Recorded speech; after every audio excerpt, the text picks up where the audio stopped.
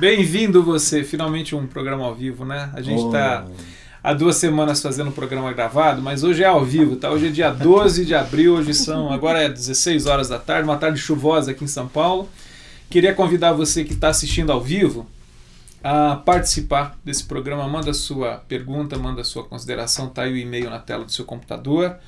Hoje a gente vai falar com a Eleni Vassão, que é uma alegria ter você aqui, Eleni, no nosso papo, falar sobre capelania, falar sobre a sua vida e outras cositas mais aí que envolvem esse trabalho tão importante e árduo que é a capelania.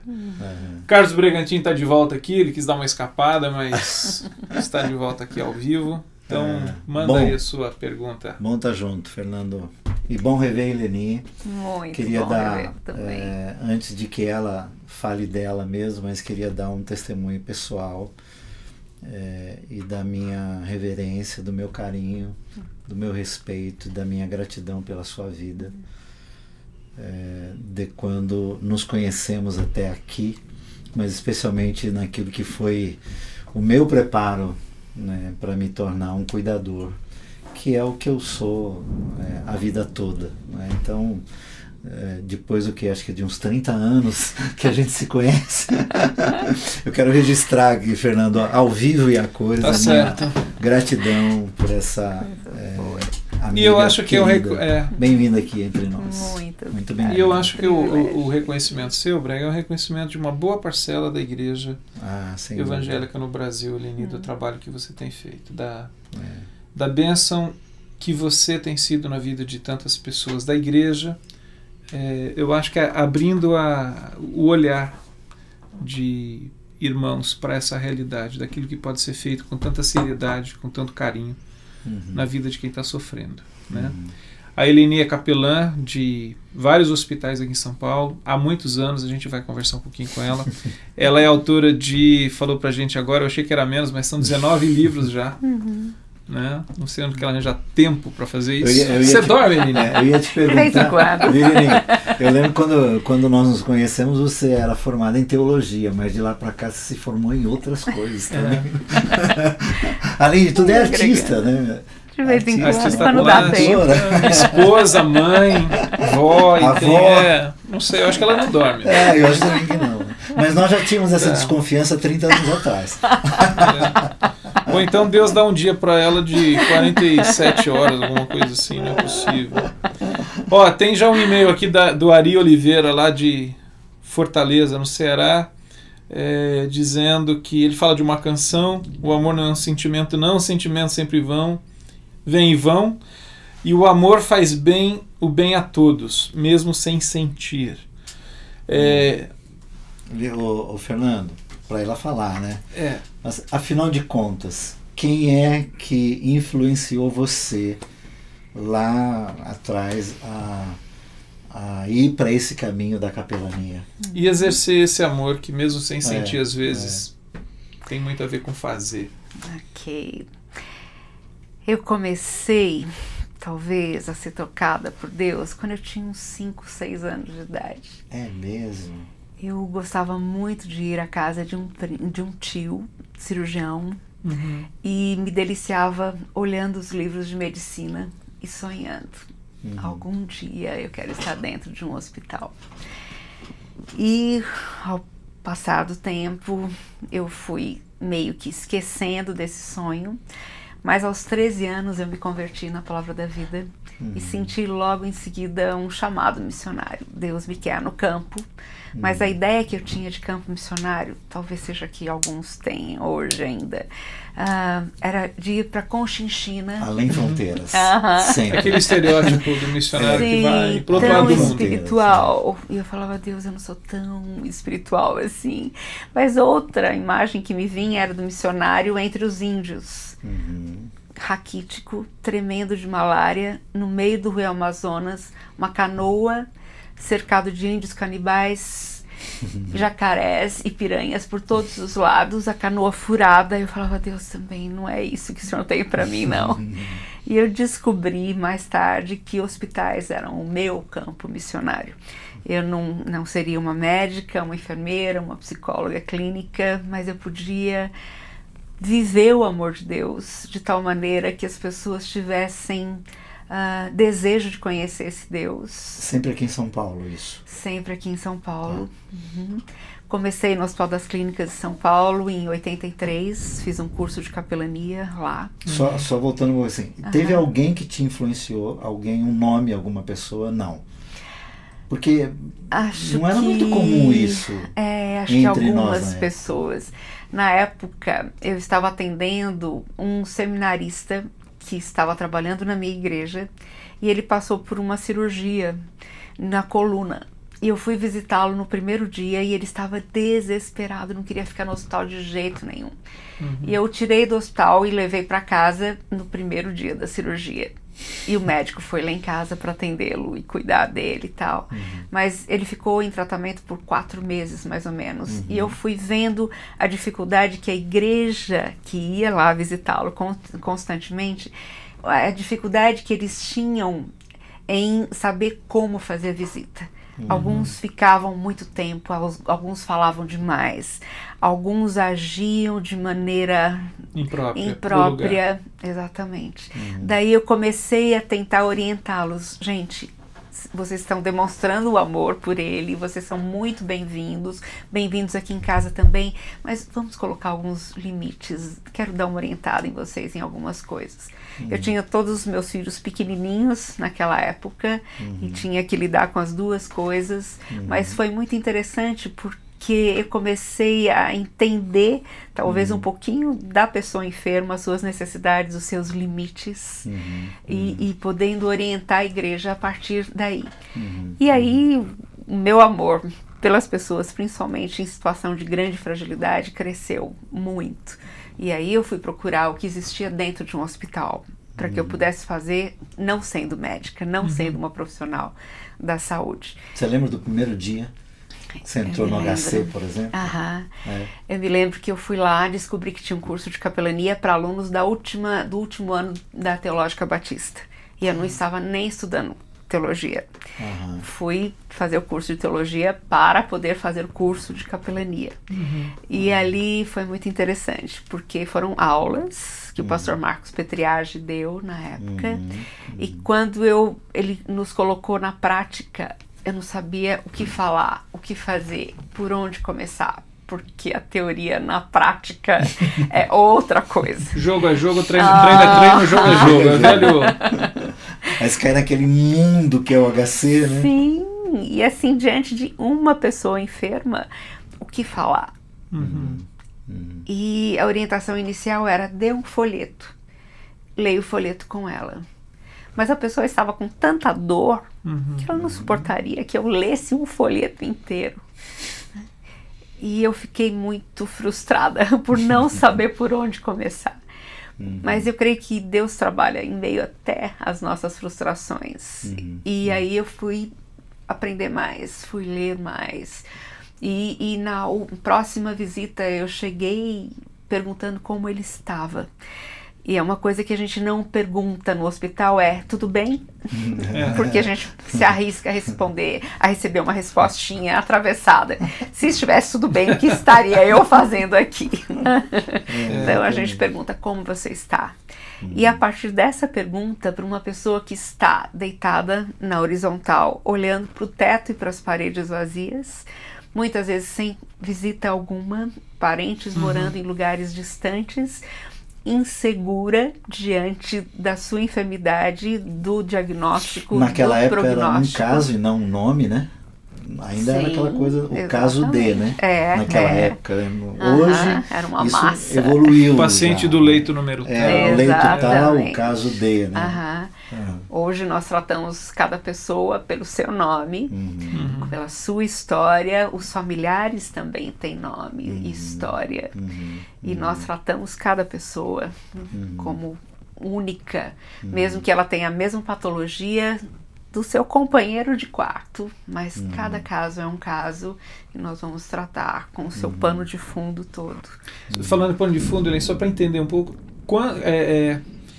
no Brasil, efetivamente, quando que começa um trabalho organizado de capelania hospitalar pela Igreja Evangélica? Primeiro, nós temos um curso de preparo de capelães e de preparo de visitadores. Então, nosso curso agora, deste ano, porque nós damos um curso por ano só, será de 28 de abril a 1º de maio. Nós vamos dar no Hospital Emílio Ribas. As inscrições estão no site da capelania. Então deixa eu aproveitar e responder. Guilherme Lemos, lá de Marília, está perguntando aqui se há, e se houver, qual o meio acadêmico que poderia se seguir para trabalhar na capelania. Guilherme, a Eline está respondendo a sua pergunta, você acabou de mandar aqui. Vamos lá. Okay. Dia 28 de abril agora. Agora, nós damos 40 horas de corridas de curso. De 28 de abril a 1º de maio. Então, são 10 horas de curso por dia. Tá. Depois, temos uma seleção. Então, assim que a pessoa faz a inscrição, mandamos cartas para que ela possa responder, leitura de livro, questionário em cima de livros e tal. Daí, com esse material, temos uma entrevista, onde avaliamos o conhecimento bíblico, equilíbrio doutrinário, ensinabilidade, caráter, né? Todas as cartas de recomendação também. As pessoas aprovadas passam para o treinamento prático, que será dado 44 horas no leito, com um treinador, e depois mais as outras horas complementares na Casa do Aconchego, em culto no hospital, culto com os profissionais da saúde. Então são vários setores. E sempre relatórios, tal, e depois de aprovada a pessoa passa a fazer parte da equipe de capelania em um dos nossos hospitais, ou um dos 230 hospitais onde nós, para os quais nós preparamos capelanias no Brasil todo, em 13 países também. Voltando um pouco, quer dizer, isso é a realidade hoje, mas até pegando o que o Fernando colocou, lá atrás, quando é que se oficializou a capelania evangélica, por exemplo? No Brasil. No Brasil, se foi a partir daqui, se você fez parte disso ou já existia alguma coisa? Não existe ainda hoje uma capelania organizada, oficializada pelo governo. Todos os nossos capelães e visitadores são voluntários. Certo. São missionários, são mantidos pelas suas igrejas ou por entidades evangélicas. Sim. Então, como nós oficializamos o trabalho diante da diretoria de um hospital? Nós, a partir da preparação pelo curso, nós temos 3 níveis de curso também. Nós chegamos à diretoria de tal hospital e apresentamos aquela pessoa que foi preparada, está apta a ser um capelão hospitalar, está pronta para dirigir, administrar toda a capelania. Então nós vamos apresentá-la à diretoria daquele hospital e ajudá-la a observar as necessidades daquela região, daquele local, daquele público atendido e implantar o trabalho com todas as estratégias. Então é considerado oficializado dentro daquele hospital. Mesmo que mas pessoa... a pergunta é mais nesse sentido mesmo. Eu sei que não existe esse reconhecimento oficial do Estado e coisa e tal, mas assim, o trabalho de capelania, ele hoje tem um reconhecimento da igreja, dos hospitais, né, um reconhecimento formal. Né? Quando que isso começa? Assim, na década de 70, na década de 80, ou já havia antes? Ok. A capelania do HC, que é a mais antiga em São Paulo, tem talvez 60 e poucos anos. Tá.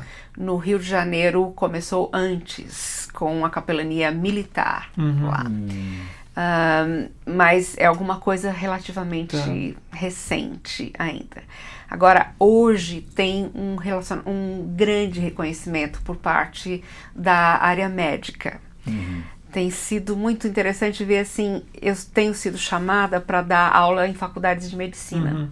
O meu tema é espiritualidade. Para os graduandos em medicina, em enfermagem, aulas na pós-graduação do Serviço Social da Unifesp, especialização em hospitais. Pude escrever capítulos em 4 livros de medicina, a convite do CREMESP, do Conselho Regional de Medicina do Estado de São Paulo, da Academia Nacional de Cuidados Paliativos. Então é interessante porque o espaço está ali. E como eu trabalho todos A academia reconheceu o lugar da espiritualidade e da fé na vida do paciente. Exatamente. Principalmente com o início da área de cuidados paliativos a pacientes fora de recursos de cura. que é relativamente novo. Explica pra gente, pro internauta, quando a gente fala de cuidados paliativos, o que é isso? Que é uma área relativamente nova, da né? medicina. Mas talvez tenha gente que não está entendendo direito. O que é cuidados paliativos? Começou na Inglaterra, foi trazida para cá, para o Brasil, pelo Dr. Marco Túlio, de Assis Figueiredo, da Unifesp, oncologista. E um dia eu escrevi um artigo para uma revista médica, âmbito hospitalar, e o título era O que fazer quando aparentemente não há mais nada a fazer. E eu falei sobre uma cura que ia além da medicina, uma cura da alma, para a vida ou para a morte.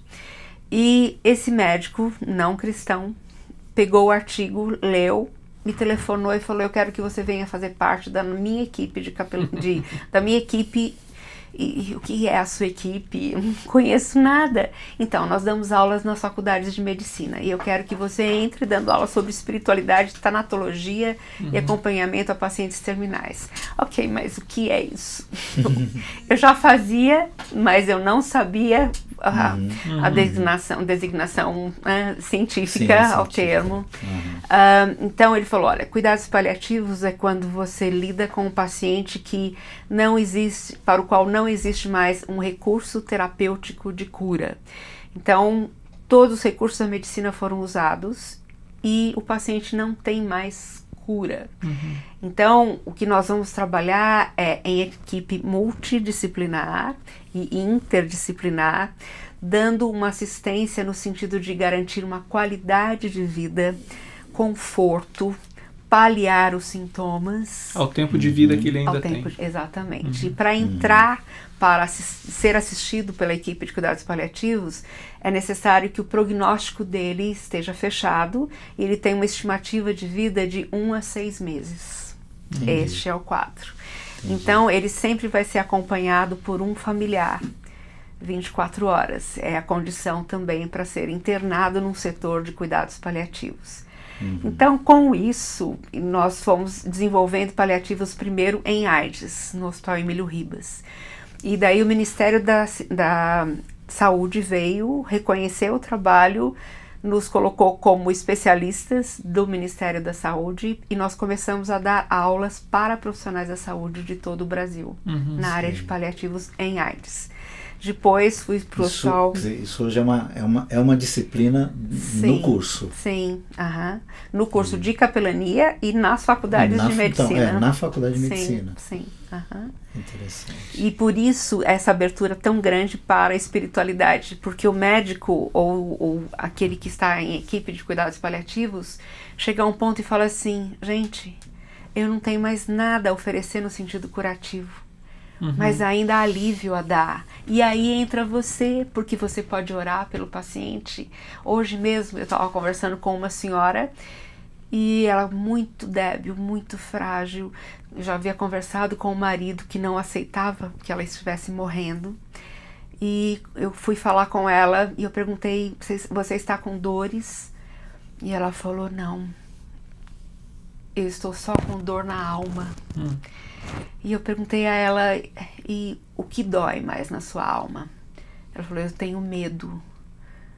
E ninguém ainda estavam, todos os componentes da família e mesmo ela estavam naquele complô do silêncio. Eu não falo em morte se você não falar, porque eu quero poupar todo mundo e assim a gente brinca que ela não está aqui e não vai acontecer. Mas a médica-chefe falou: a gente precisa lidar com o assunto. Eles precisam tomar providência, chamar a família, porque ela não vai viver muito tempo. Então eu falei: gente, eu vou ter que entrar de sola. E quando ela falou: eu tô com dor na alma, medo, e eu perguntei: medo do quê? E ela falou: eu não consigo verbalizar. Eu falei: você tem medo da partida? E ela falou: é isso.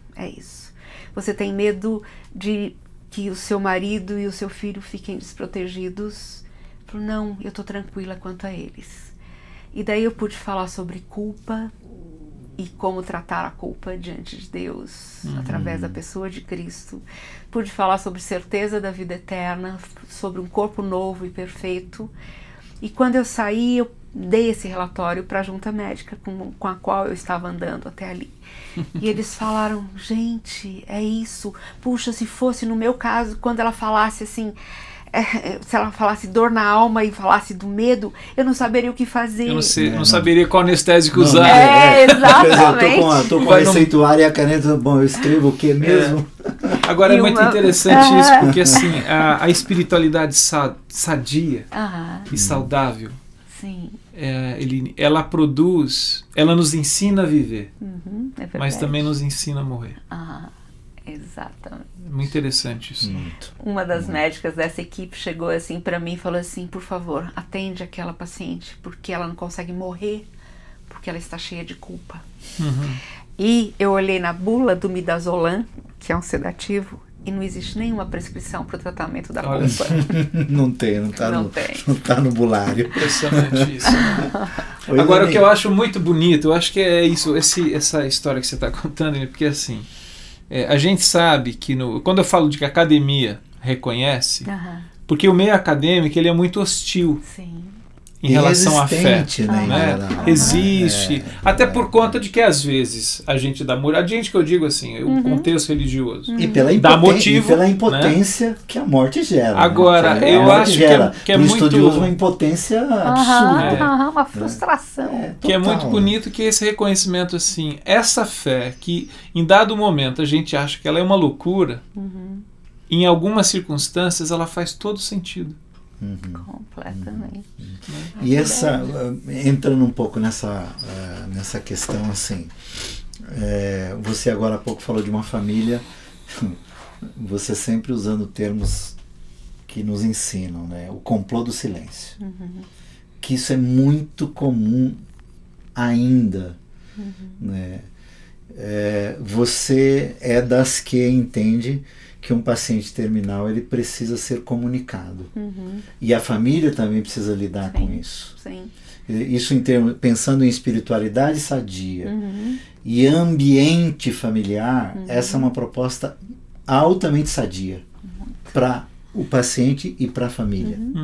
Porque senão o sofrimento é dobrado, porque cada um sofre sozinho e ainda tenta proteger o outro. Quer dizer, ele vai morrer sozinho, porque mesmo que tenha pessoas ao redor, tem os seus queridos ao redor, mas ninguém toca no assunto. Então ele não pode expressar suas últimas vontades, ele não pode pedir perdão a alguém, porque senão vai parecer que eu estou partindo. Está mesmo. Mas são assuntos necessários, urgentes de despedida, mas que não são tratados depois que a pessoa partiu. Muito se deixou de falar, né? Quanta falta faz isso. Então a gente incentiva esse falar, e mesmo que a pessoa esteja em estado de coma, porque ninguém... Eu ia trazer isso à baila, porque é muito comum. Nenhum médico... O que fazer com alguém que pretensamente não ouve e não tem reação alguma? Nenhum médico pode atestar em qual estado, em qual fase do estado de coma a pessoa perde a audição. Ninguém sabe. Então, eu já atendi muitos pacientes na época ainda que eu estava no HC, fiquei 22 anos lá como capelã evangélica titular, e eu atendia muita gente no pronto-socorro e nas UTIs. E às vezes eu falava com o paciente e colocava a minha mão entre os dedos dele, combinava com ele um código. Sim, uma piscada ou um aperto de mão, não 2 apertos ou 2 piscadas. E ia tentando falar com ele. Quantos pacientes me respondiam? Tinha alguma... demonstravam alguma forma que estavam mesmo interagindo. Mesmo no tal estado de coma. Sim. E vários saíram andando do hospital e contando o que eles tinham ouvido durante o tempo em que eles estavam em coma. Interessante. Como algumas palavras trouxeram ânimo, outras palavras os deprimiram. Entendi. E às vezes o cuidado que se deve ter quando se está visitando alguém numa condição em que a gente pensa que ele vive uma situação de inconsciência, né? É verdade. Agora deixa eu colocar um e-mail aqui que chegou do Guilherme. De novo ele está fazendo uma outra questão, que ele quer saber assim, como que é o relacionamento com os médicos, a questão do ceticismo no contexto médico, mas eu acho que você já tocou um pouco nessa questão de que existem aberturas, mas ele pergunta se ainda há barreiras. E a Valquíria Cabral, aqui de São Paulo, a pergunta que ela está fazendo: muitas igrejas participam nesse trabalho, você tem pastores que apoiam, como é que é essa relação da capelania com as igrejas cristãs? Inclui, se der na sua resposta, sim. Há um contingente razoável preparado para esse trabalho final da sua última fala, quer dizer... Cuidados paliativos. Os cuidados paliativos e também o cuidado com os pacientes em coma. Quer dizer, que normalmente esses acabam ficando bastante isolados. Quer dizer, há um contingente de pessoas na capelania hoje preparada para isso? Ok, vou começar de trás para frente. Vamos lá. Nós damos 2 níveis. O segundo nível de curso prepara a pessoa para paliativos, para lidar com aconselhamento bíblico em crises, psiquiatria e bioética, questões de bioética à luz da Bíblia. E o terceiro nível, então, para administração de capelanias. Então, no segundo nível nós vamos entrar mais a fundo. Mas é interessante, nós temos 100, 120 alunos, nós vamos ficar com talvez 15. Porque as pessoas vão ganhar mais conhecimento, mas nem todas têm esse chamado, este dom. E às vezes as pessoas têm um olhar meio romântico. Ai, que lindo estar dentro de um hospital, lidar com pacientes à morte e tal. Quando chegam ali, às vezes desmaiam e nos dão trabalho e tanto. Eles precisam de capelania. O conhecimento é inclusive para dizer assim, não sirvo para isso. Exatamente. Então nós vamos muito lentamente preparando essas pessoas e testando passo a passo. Nos nossos cursos nós temos mais de 100 denominações evangélicas envolvidas. Então que mandam essas pessoas do Brasil inteiro para fazer os cursos e o treinamento. Na capelania, acho que nós temos 120 e poucas denominações representadas. São denominações evangélicas, não olhamos muito a cor da denominação evangélica, mas queremos saber sobre a conversão, sobre a fé da pessoa, o equilíbrio doutrinário, conhecimento bíblico, porque ela vai ser uma missionária dentro do hospital. Então não temos muito tempo para ficar ensinando a pessoa questões básicas, ela tem que estar pronta para ministrar. E as igrejas nos dão apoio, eu creio que muito em oração. Nós precisaríamos de mais apoio das igrejas no sustento dos capelães, porque nós temos capelães, temos alguns pastores ótimos nos ajudando, trabalhando conosco, que deixariam tudo para estar só em capelania em tempo integral. Dedicando o tempo deles. Exatamente, mas não tem condições porque não tem mantenedores. Então sonhamos com isso. Eu sou capelã missionária pelo Supremo Concílio da Igreja Presbiteriana do Brasil. E nós organizamos agora, a pedido do Supremo Concílio, uma agência missionária de capelania, mas com 10 vertentes. Capelania empresarial, em presídios, em emergências. Corporações, polícia, exército. Militar, várias áreas. Então, eu creio que organizar dá uma certa tranquilidade para a igreja investir em. Né? Porque, em paralelo, muitos cursos de capelania surgiram nesses anos. Eu estou há 29 anos como capelã, mas nesse tempo, pessoas que faziam o curso conosco saíam dando curso, sem nunca terem posto o pé dentro de um hospital. E aí, muitas coisas que não são confiáveis foram feitas. Né? Então, assim, eu creio que a igreja vai aprendendo a dar suporte, vai enxergando a visão, a importância, à medida que nós oficializamos melhor, estruturamos melhor. E aí, se Deus mexe nos corações desses líderes da igreja em geral, eles podem nos apoiar mais. Assim, tipo aqui em São Paulo, no Emílio Ribas, no HC, enfim, quais são os números de atendidos, ou também de quantas quantos capelães ou quantos voluntários estão lidando no dia a dia desses complexos hospitalares mais visíveis? Assim? Eu dirijo diretamente 10 hospitais, 11 hospitais agora, e a Casa do Aconchego. Então eu reúno esses capelães a cada mês, bolamos as estratégias juntos, um relatório é apresentado e levantamos necessidades e pensamos em como supri-las, e é uma educação continuada para os capelães. Temos isso para a equipe de visitadores também, com cursos em educação em saúde e teologia também. Temos nessa equipe de capelães visitadores 140 pessoas nesses 10 hospitais. Vou lhe dar o número deste mês. Nós fazemos um relatório detalhado, porque o Mackenzie é um dos nossos maiores, que dão um maior suporte, mantenedores. Nós atendemos esse mês 43 mil pessoas em 10 hospitais. Nós atendemos em um ano bem mais de 200, 300 mil pessoas nesses 10 hospitais.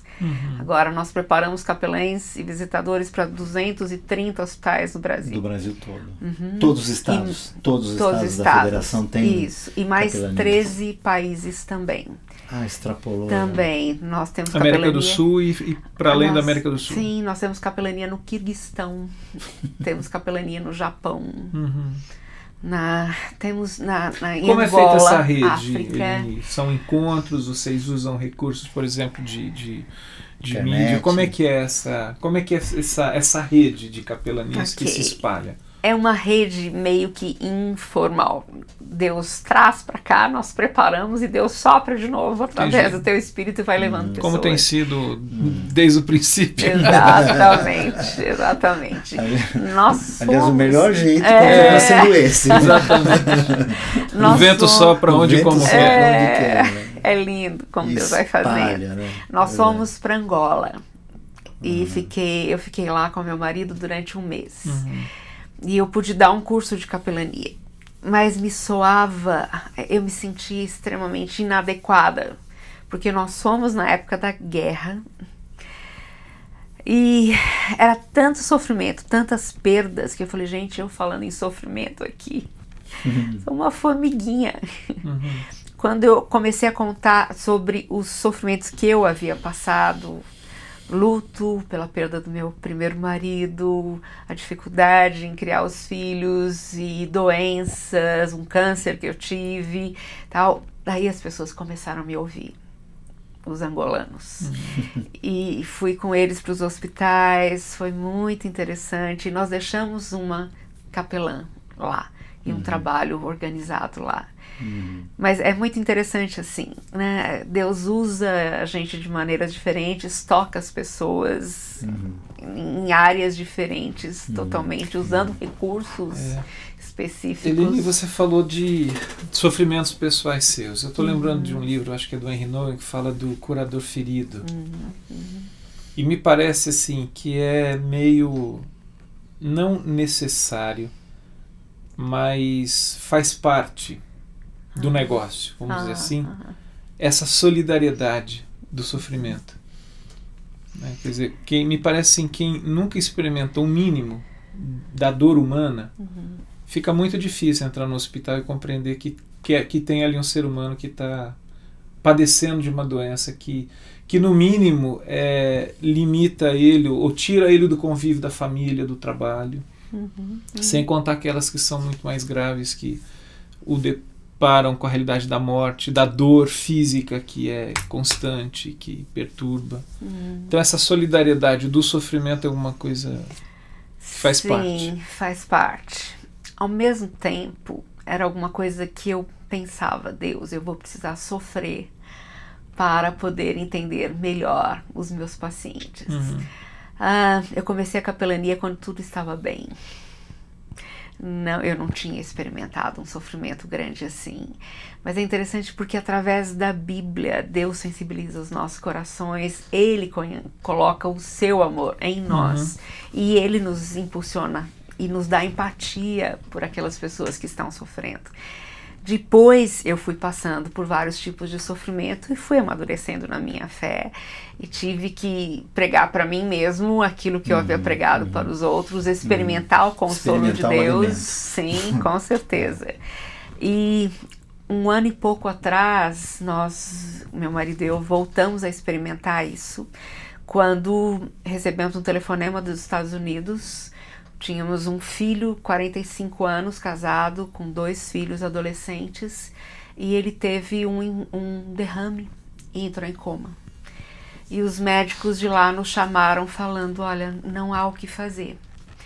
E nós ficamos acompanhando durante 12 dias na UTI, servindo como vínculo entre os médicos e a nossa família, ao mesmo tempo preparando a nossa família para se despedir, desde as crianças de 5 anos até a esposa dele, e toda a igreja que estava lá presente de uma maneira maravilhosa. Eu nunca vi aquilo, mas o apoio lindo que a igreja deu, levando refeições para o hospital.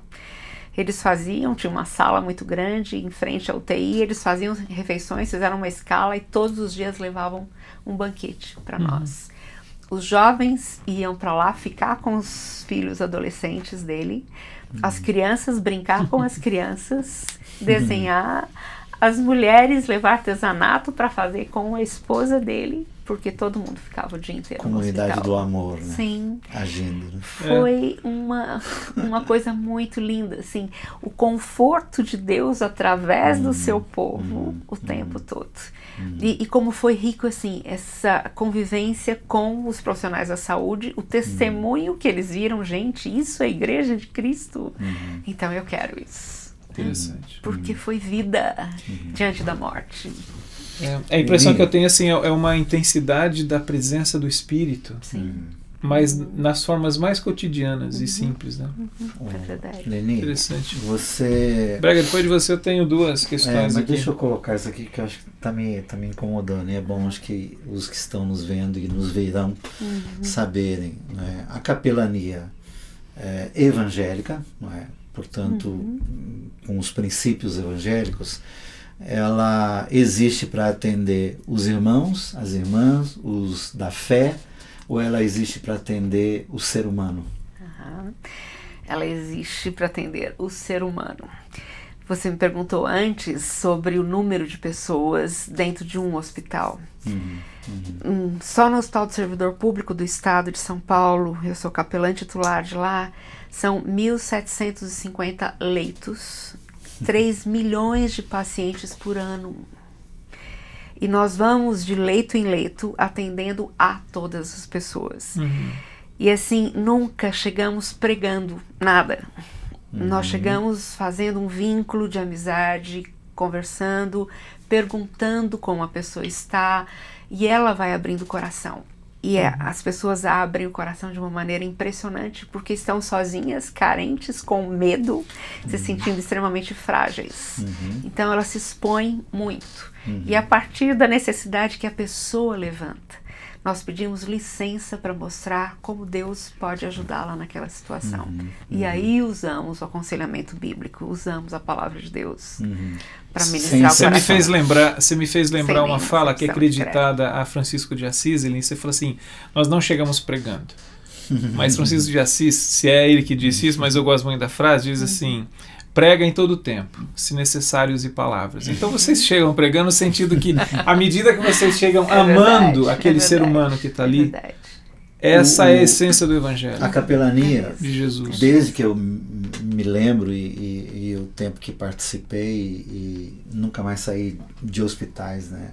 Hoje eu estou meio sensível para isso, né? Não estou tanto assim, né? Até porque andei precisando de hospital, né? E aí você fica meio vulnerável, né? Mas a capelania dirigida por você, pelo Nino e por outros homens e mulheres sérios que lidam com isso, nunca fez esse tipo de barganha, né? Que eu nunca me lembro do tipo, essa coisa do evangelizar e tentar seduzir, angariar, não é? Almas para o seu rebanho, né? Essa coisa do como... Ou fazer capelania com segundas intenções, que é essa visão reducionista do que significa. Antigamente, né? Conseguir mais adeptos para minha igreja. Tipo, vou te dar uma cesta básica, você vai na minha igreja domingo, né? Essa coisa que eu me lembro, isso você lembra do Diário da nunca aconteceu. Né? Diários da Motocicleta, você chegou a assistir? Não. Tem uma cena que é muito interessante, que é a história do... Você assistiu, Bré? Diário da Motocicleta? Sim. Che Guevara, no estudando medicina, e vai fazer uma caminhada. É um filme lindo. Assisti na época, as minhas filhas eram pequenas, a gente assistiu tudo em família. É lindo o filme. E tem uma cena que é interessante, tem uma missão cristã, se não me engano, no Peru, e ele fica muito doido da vida, porque os pacientes eram uma colônia de leprosos. Eles só recebiam a refeição se participavam da reunião religiosa lá, que não era o culto, era a missa, mas enfim. E eles ficam indignados com isso, dizendo assim que isso está errado, que me parece que é esse tipo de barganha que a gente está dizendo. A gente vai fazer o atendimento, a gente vai cuidar se você se comprometer alguma coisa. Não. Nós cuidamos do paciente até o final ou até a alta dele sem condições. Mas o nosso alvo é levar a cura para a alma, que só a pessoa de Jesus pode oferecer. Então, assim, se o paciente também chegar a um ponto e falar, depois de eu tê-lo ouvido, ter detectado a necessidade maior que ele me mostrou, e no momento que eu ofereço a compartilhar o que Deus pode fazer por ele, ele fala, não quero. Ok? Vou continuar visitando-o, cuidando dele, e vou buscar outras oportunidades para que ele encontre paz com Deus, mas nunca de maneira agressiva, ostensiva, impositiva, de jeito nenhum. Não. Hoje mesmo conversei com uma paciente morrendo e perguntei a ela, posso orar por você? Ela falou, eu não preciso. Conversei mais um pouquinho, perguntei sobre as questões que a afligiam e falei, você gostaria que eu orasse por você? Ela falou, não preciso. Ok. Amanhã eu vou vê-la de novo. Não vou forçar, vou manter o vínculo de amizade. Me lembro que eu fiz isso com um paciente do pronto-socorro, do HC. Ele era um cientista, um físico nuclear, conhecido no mundo inteiro. Eu o ouvi durante muito tempo e quando eu fiz a pergunta, ele falou, não preciso, eu sou o meu Deus. Você pode falar para esses pobres coitados que estão aí, que talvez eles precisem de um Deus, eu já sou o meu. E eu mantive o contato com ele, cumprimentando, perguntando como ele estava. Depois de uma semana, enquanto eu estava ministrando aos outros pacientes ao redor dele, e só cumprimentando-o, ele me chamou e falou assim, agora eu quero que você me conte sobre o Deus que você falou para eles, porque eu vi a mudança na vida deles. Eu preciso desse Deus. É isso aí. Interessante. Ó, deixa eu ler uns e-mails que estão chegando aqui. A Vânia Viana, de São Gonçalo, Rio de Janeiro. Que lição de vida estou tendo hoje? Vânia que essa irmã é nossa web espectadora. É verdade. Que essa irmã seja suprida em todas as áreas pelo Senhor, Deus de toda consolação. Amém.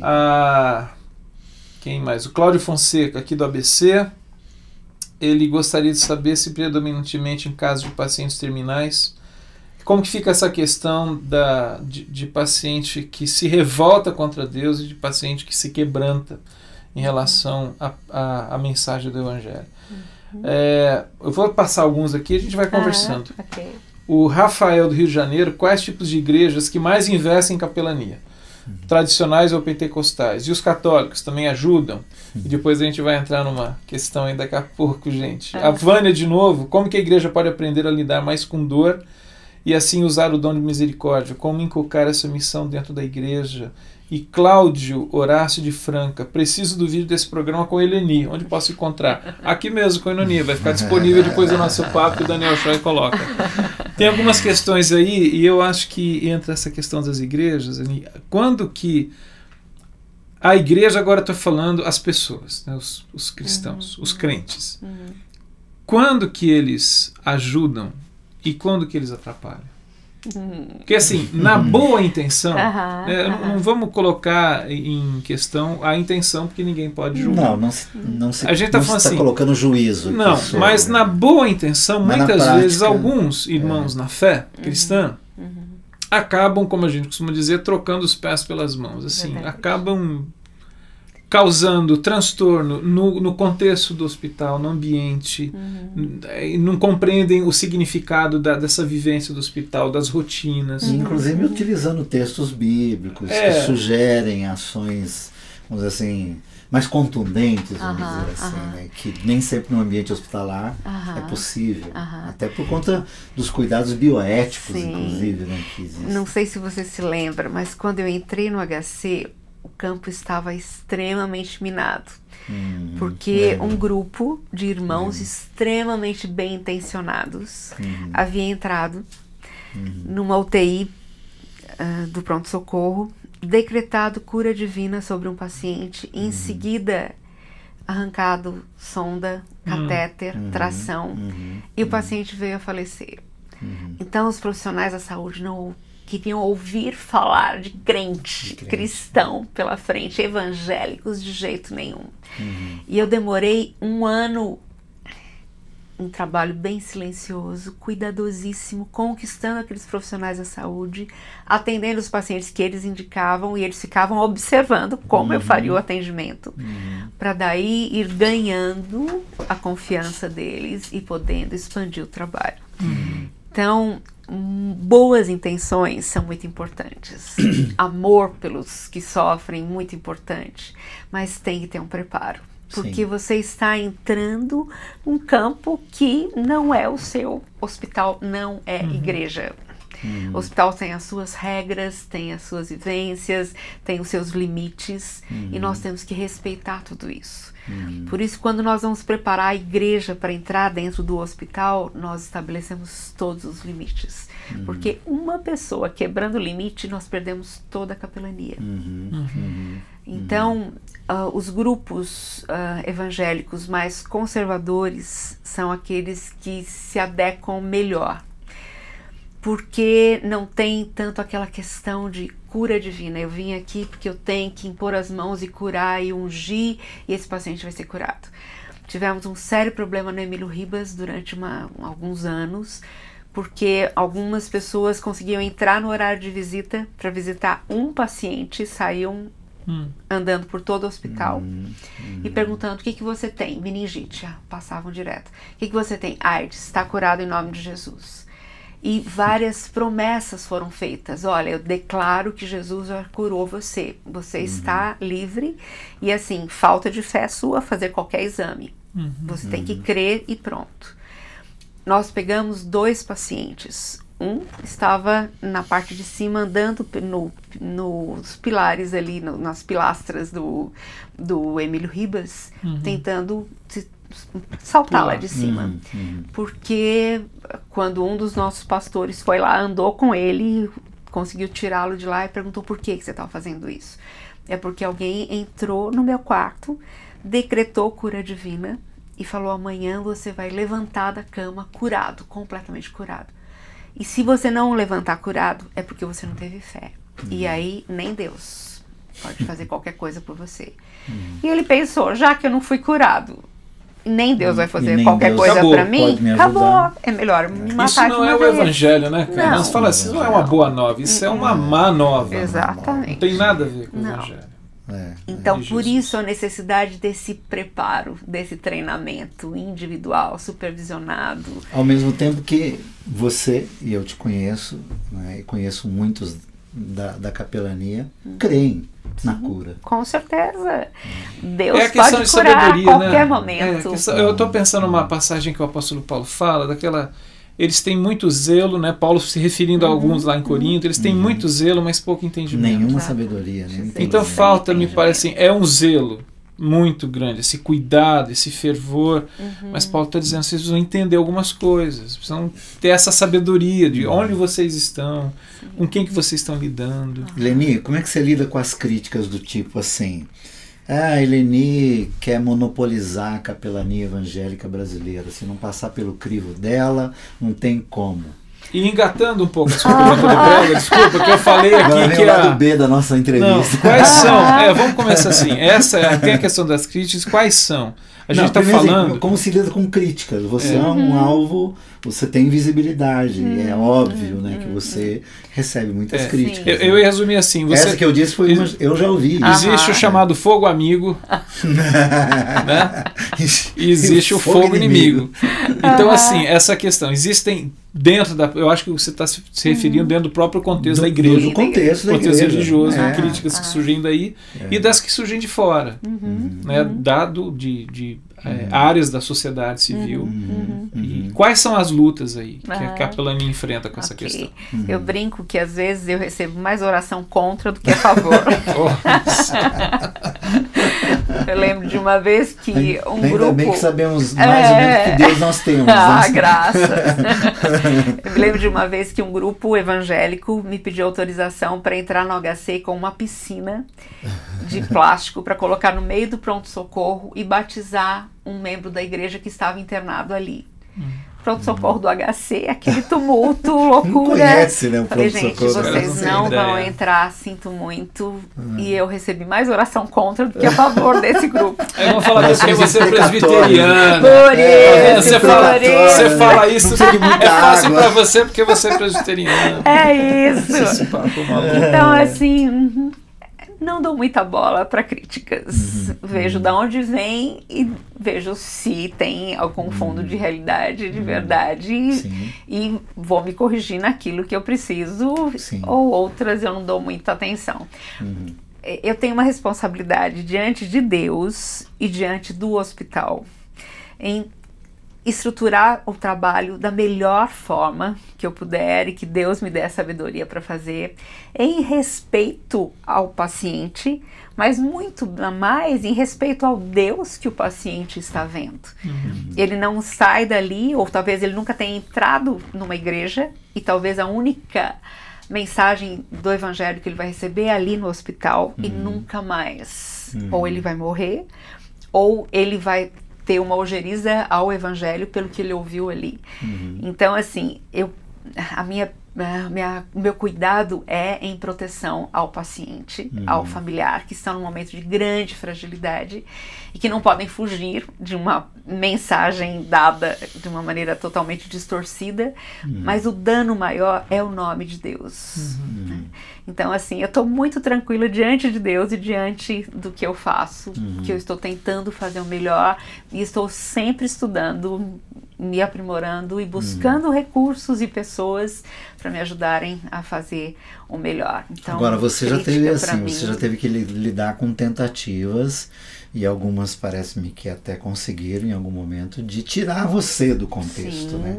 De tirar você da capelania, com acusações graves, até que acusações que hoje, né, particularmente, elas podem gerar, juridicamente falando, processos seríssimos, enfim. Você tem lidado com isso? Sim. No caso do autor do Filho do Fogo, aquele livro que causou tanta polêmica. Você lá era tida como satanista. Satanista, né? Pois é. Você nunca me contou essa intimidade com esse meu lado. Muito triste. Quando eu ouvia falar essas coisas assim, eu falei assim, meu querido, você não sabe de quem você está falando. Eu fiquei muito triste. Imagina. Mas não foi com a acusação em si. Eu falei, nossa, é um louco.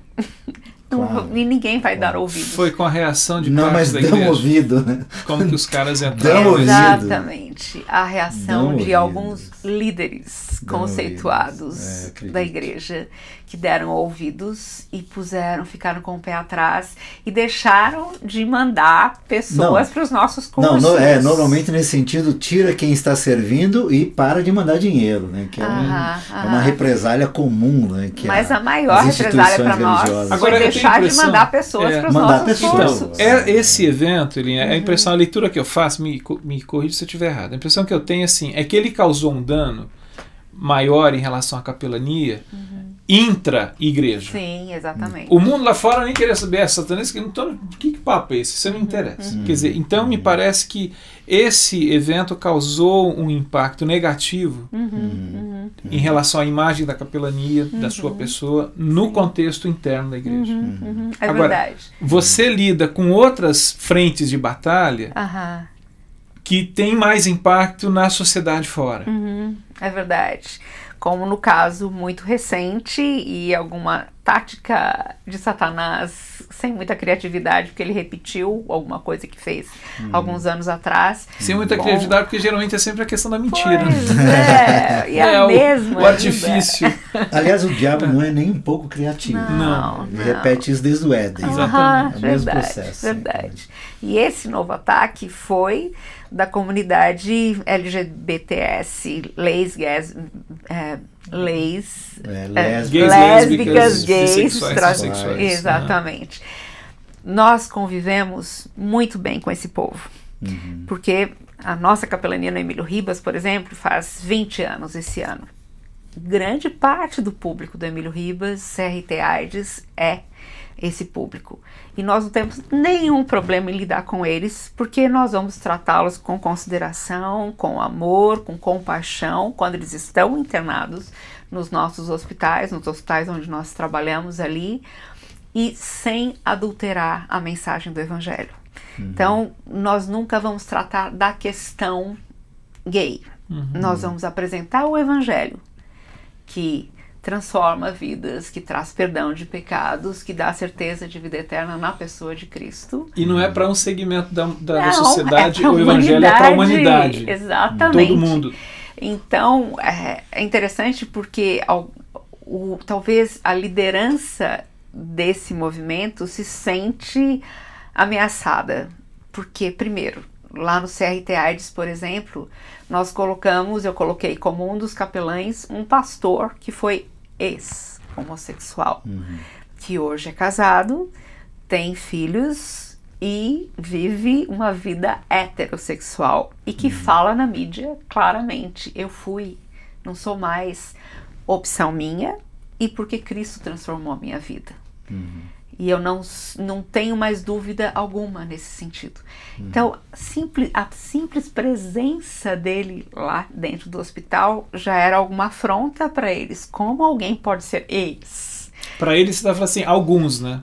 Que a gente está falando dessa questão que no movimento gay existe uma militância quase fundamentalista por parte de alguns. Exatamente. Que não toleram o diálogo, que não toleram essa posição, essa condição de que alguém mudou. Como mudou? Isso não pode acontecer.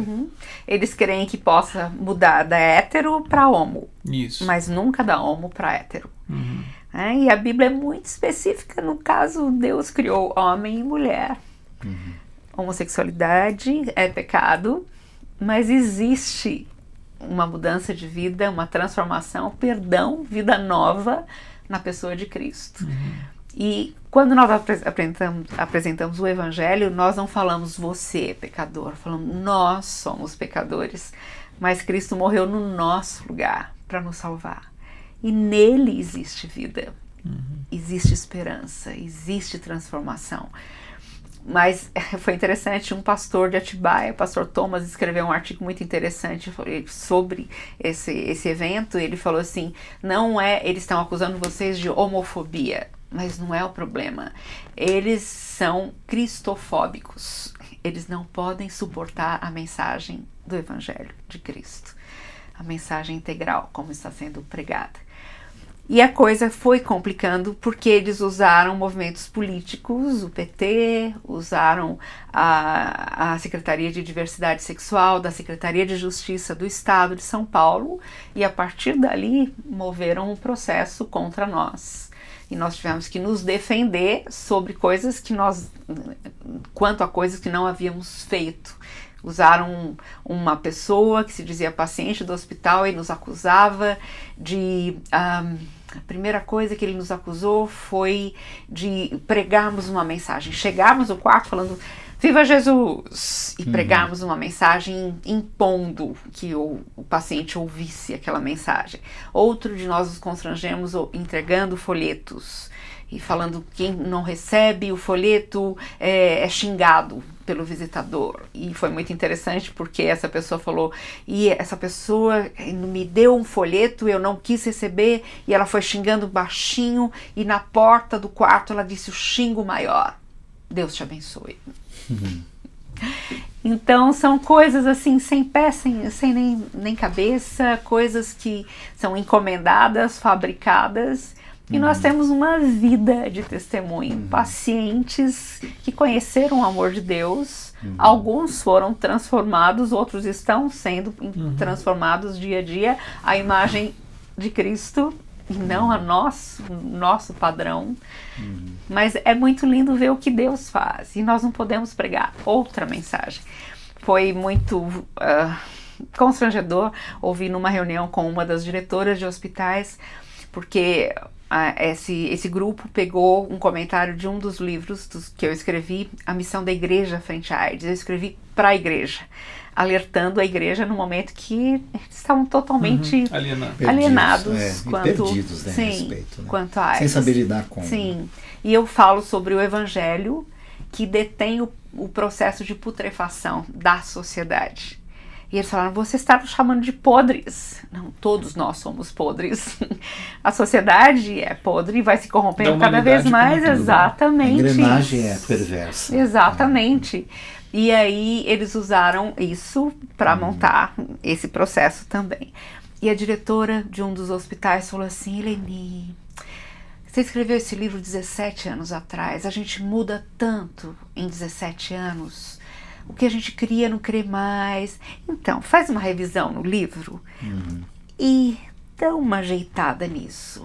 Eu falei, olha, eu vou fazer uma revisão, vou usar termos que são usados hoje, não eram usados naquela época, vou adequá-los, mas eu vou colocar também testemunho de um ex-travesti e de um ex-homossexual, porque conheceram a Cristo e foram transformados.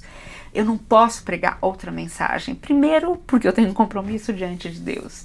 Segundo, porque eu creio que a palavra de Deus transforma vidas. E terceiro, porque eu não posso deixar que as pessoas fiquem enganadas, achando que elas nasceram assim, que existe uma orientação sexual. Não, eu creio numa opção sexual. A pessoa escolhe. E ela pode escolher a partir do conhecimento da verdade, da palavra de Deus e da ação do Espírito Santo de Deus, elas podem escolher ser novas criaturas, porque o Espírito de Deus tem todo o poder para fazer isso. Você tem um discurso perigoso, Eleni. Extremamente. Agora, essa história que você contou é interessante, você está dizendo assim, para terminar, né, foi feita uma acusação, foi feito um processo, agora o hospital tomou algumas medidas, e o que é interessante é que você diz que isso foi documentado no hospital, do trabalho de vocês como sendo irreputável, quer dizer, não tem o reconhecimento que o hospital tem desses longos anos de trabalho, da seriedade, do respeito, a despeito dessa diversidade sexual, da condição das pessoas, socioeconômica, enfim, reconhecendo que o trabalho que é feito tem valor e é sério. Não, e uma coisa que eu acho importante, você expôs claramente aqui a sua convicção. Não é? E não necessariamente, não necessariamente, mas não juízo sobre quem quer que seja. Porque isso não nos compete. Claro.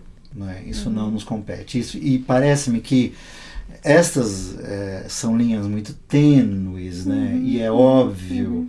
Essa diretora, quando ressaltou essa questão de que um livro que você escreveu há 17 anos, é óbvio que nós estamos vivendo um outro tempo. É óbvio que nós estamos revendo e relendo muita coisa. É óbvio que nós estamos tendo que lidar com situações às quais não lidávamos há 20, 30 anos atrás. Quer dizer, é óbvio que nós estamos todos meio que fragilizados e vulneráveis diante de situações.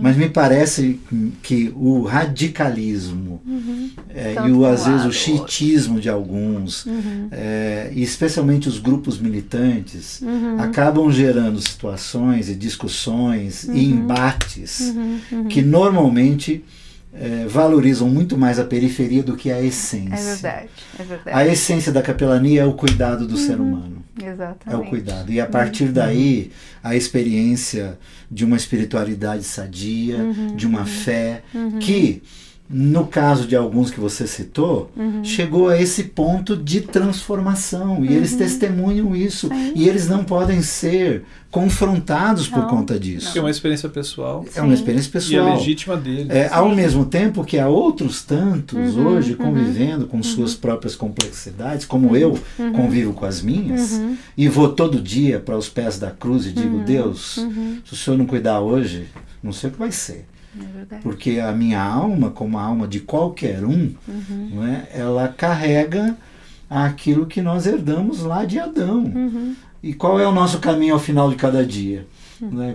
Toda vez que alguém me acusa ou me levanta alguma questão, me dê as mãos e vamos para um lugar seguro. É a cruz. É ali que a gente resolve. É verdade. Não tem outro lugar para ir. Né? Então, assim, geralmente nossos embates eles acabam se apegando a periferias e a essência de trabalhos como a capelania e outros tantos que são super bem-vindos e curativos, às vezes, é colocado em xeque em tempos assim. Então, eu estou dizendo isso àqueles que estão nos vendo e nos ouvindo, até para que não fique a ideia ou a dúvida de que nós estamos aqui definindo isto ou aquilo, ou estabelecendo juízo sobre quem quer que seja. Uma coisa nunca, que aliás, eu... em você nunca vi isso. Vi suas convicções. Que todos têm. Nós não temos direito de termos as nossas convicções. Eu não preciso impor isso a ninguém, mas eu tenho que ter as minhas convicções. Uma coisa que eu falei para essa pessoa foi, gente, houve uma violação de correspondência. Eu escrevi esse livro para a igreja. E outras pessoas pegaram, abriram e falaram, nossa, você está falando sobre nós. Não, eu estava falando com a igreja. A responsabilidade da igreja é se informar, amar e agir E num tempo que não havia ferramenta para isso. Eu já era pastor nessa época e eu lembro bem as dores que nós tivemos quando surgiram os primeiros casos de AIDS nas nossas comunidades. O medo, o terror. E o estigma de um lado, os estigmas, né? Preconceito. Tanto de um lado quanto do outro. E uma negação e apatia da igreja. Eu estava aconselhando. Não, e condenação também. E condenação. E aquela palavra de condenação de que um camarada, a ideia de que aquilo era juízo de Deus sobre a vida do camarada. Eu estava aconselhando presbíteros, pastores, líderes de igreja que estavam com AIDS. E eu estava lidando com eles, mas a dor maior deles é que eles não podiam contar para ninguém dentro da igreja, porque a igreja ia discipliná-los. Rotulá-los, né? Sim, e por coisas, talvez comportamentos que eles tinham tido anos antes da conversão. E tinham ficado contaminados. Outros que tinham se contaminado por transfusão de sangue. Mas só falar a palavra AIDS dentro da igreja já trazia toda uma vida que se imaginava que a pessoa Só quem viveu, na verdade, em loco essas situações para saber as dores que nós enfrentamos nesse tempo. Mas uma coisa positiva que eu queria dizer, em meio a todo esse ataque que nos desgastou muito, e eu fico muito brava de gastar tempo lidando com essas coisas quando existem tantas pessoas morrendo sem conforto, sem uma palavra de amor, sem conhecer a Deus. Eu tenho que gastar tempo com essas defesas a coisas absurdas, acusações absurdas.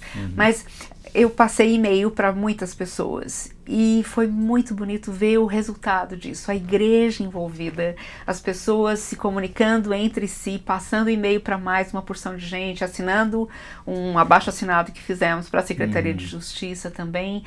E eu sei que de um dos pastores que à noite pegou meu e-mail, passou para todos os seus contatos e falou, gente, amanhã ela tem uma reunião super importante na diretoria do Emílio Ribas, eu vou pedir para cada um de vocês passar para mais 10 contatos, para que vocês estejam orando nessa hora da reunião. E foi uma coisa tão boa, porque eu me senti plenamente suportada, apoiada em oração, o que me deu muita força e sabedoria para agir naquela situação. Então, assim, a igreja é linda quando se une em torno de um objetivo quando só. Ela é igreja, ela é linda. Sim, exatamente. Somos uma igreja ambígua. A gente ainda luta com as nossas próprias sombras. Quando ela é igreja, Ó, ela a gente está há 30 minutos. Mais uns 35 que o Dan colocou aí. Faz 1h05 que a gente está no nosso papo aqui, mas extrapolamos. Mas foi muito bom, Eleni. Queria agradecer. Queremos agradecer você por ter passado essa tarde com a gente aqui conversando. Prazer. Você que participou do Papo na Rede, mandou os e-mails e eu acho que enriqueceu a conversa. E a gente quer ter você mais outras vezes, porque acho que você tem uma experiência de vida e de lidar com esse contexto da vida nos momentos próximos da morte e de vida sofrida, que eu acho que enriquece muito a nossa própria caminhada e a caminhada da igreja. E poucos estão habilitados para isso. Poucos, né? Trabalhar essa coisa da ciência, da própria ciência da morte, a tanatologia em si. Quer dizer, o quanto nós desconhecemos, até porque não queremos lidar com esse assunto. A própria igreja às vezes nega esse fato, essa é a realidade. Então, mas obrigado, Eleni. Recomendo os livros que a Eleni escreveu para quem tem interesse e vocação para a capelania. Eu recomendo todos os livros da Eleni e tudo que você puder ler sobre o trabalho dela e da capelania, vale a pena. Não vá se meter dentro de um hospital sem passar por preparo, porque você pode não só trazer para si problemas, quanto causar problema para muita gente, como eu já fui testemunha muitas vezes. Eu gosto de falar que eu não sou escritora, mas eu sou fofoqueira de Deus. Porque Deus vai fazendo umas coisas tão lindas que não tem como não contar para todo mundo. E a melhor maneira é escrever e Deus vai soprando e vai levando. Está escrevendo algum livro agora? Acabei de escrever um sobre depressão. Está saindo esse mês pela Sociedade Bíblica do Brasil. E estou escrevendo um novo para o profissional da saúde. Como lidar com as questões existenciais com a ajuda de Deus. Que legal. Olha, para encerrar, Fernando, eu diria assim, voltando nessa coisa das críticas, acho absolutamente natural que você de quando em quando tenha que enfrentar a crítica mais contundente aqui e ali, mas mesmo aos críticos, né, eu digo assim, vocês não fazem ideia do bem que é uma capelania séria em qualquer hospital do mundo, seja ela feita por evangélicos ou católicos ou qualquer outro tipo de crença que se tenha, desde que ela seja feita com responsabilidade, elas normalmente fazem muito bem. Porque, no meu modo de entender, né, nós, especialmente os ocidentais, encarar a morte é um horror para nós. Né? Então, melhor encarar a morte com alguém do lado. Com certeza. Melhor encarar a morte com alguém do lado. E com alguém que nos quer bem. Melhor. Leni, muito obrigado. Eu agradeço. Ó, esse programa vai ficar em arquivo aí, distribui. Né, e divulgue, você quiser, espalhe divulgue. o programa e use a internet, tem essa facilidade. Tá Próxima quinta-feira a gente pretende estar aqui com a Naya Rocha falando sobre violência contra a mulher. Poxa. Então, se Deus permitir, estaremos aqui tratando desse tema. É isso aí. Boa semana para você. Até mais. Tchau, gente.